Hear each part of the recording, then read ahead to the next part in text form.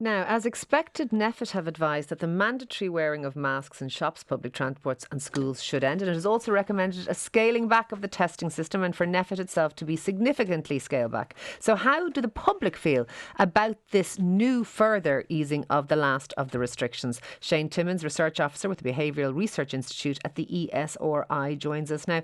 Shane, how are the public feeling? Are they ready for this? Morning, Ciara.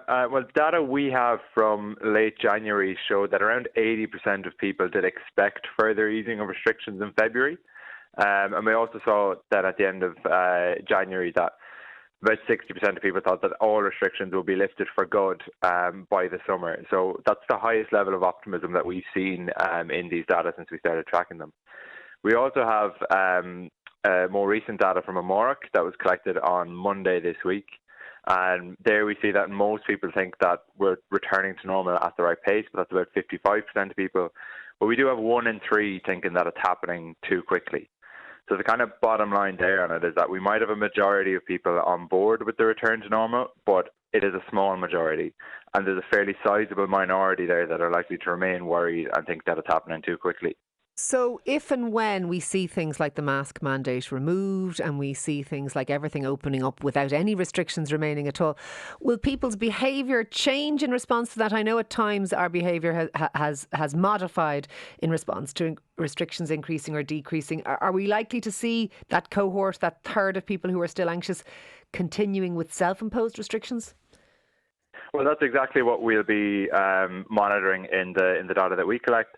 But what we can say is that in the Amoric tracking data, they have about 50% of people, or just over 50% of people, say that they're actually going to continue to wear a mask even when restrictions lift. So that's exactly the kind of thing that we'll be monitoring. We did see in late January there was a step jump in social activity following the Taoiseach's announcement, and then we'll be tracking that more so to see how it plays out going forward. My understanding was there was a step jump, but then it kind of plateaued. Is that because there is a long-term effect from how we've been living for the last 2 years in terms of our psyche? Well, that's exactly what we'll need to monitor with the data going forward. So we do know that there is a sizable proportion of the population who actually liked many of the changes that came about due to the pandemic, particularly in relation to working from home, commuting and so on, and even not having to socialise as much. So it'll be interesting, I think, to see how that plays out going forward in terms of whether people return to the previous levels of social activity that they would have had before the pandemic. Okay, so even if some do, likely some won't. It used to be the case that as case numbers climbed, people would, even without being told, even without a new layer of restrictions being added, people tended to modify their behaviours, that we seemed very wedded to those figures in particular. Has that changed? Yeah, absolutely. So that is something that has been consistent throughout the pandemic. There does seem to be some slight kind of decoupling of that relationship, and that we still have very high case numbers compared to what we would have had in 2021, for example. But our worry variable, so how worried people are about the pandemic and about COVID, that tends to be a very strong predictor of behaviour, and we see that as continuing to decline.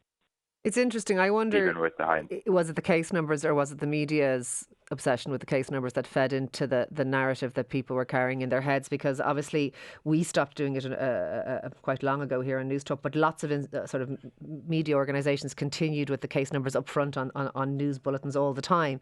And do you think that the media in ways influenced, I suppose, the mindset of people? Well, we do have another variable in the data that we track in terms of how much attention people are paying to media coverage of COVID, and its relationship with behaviour has sort of varied over time. So sometimes we see that it's linked to behaviour, and other times we don't. But in general, it's sort of been people's worry response, and it's kind of difficult to estimate exactly the influence that the media are having on levels of worry. And so I suppose lastly, Shane, obviously most people happy enough, some people still cautious, and quite a sizable group of them, even though they are a minority. Are we likely to see, when these things lift, another sort of stepwise relaxation of people's behaviours and then another plateau, or is it too soon to say? For me, it's too soon to say. We do have data collecting at the moment, so hopefully we'll get a better view on that very soon. Yeah, okay. So lots of us ready, some of us still, and a sizable number not ready. Look, thank you very much for speaking to us this morning. That's Shane Timmons, their Research Officer with the Behavioural Research Unit at the ESRI.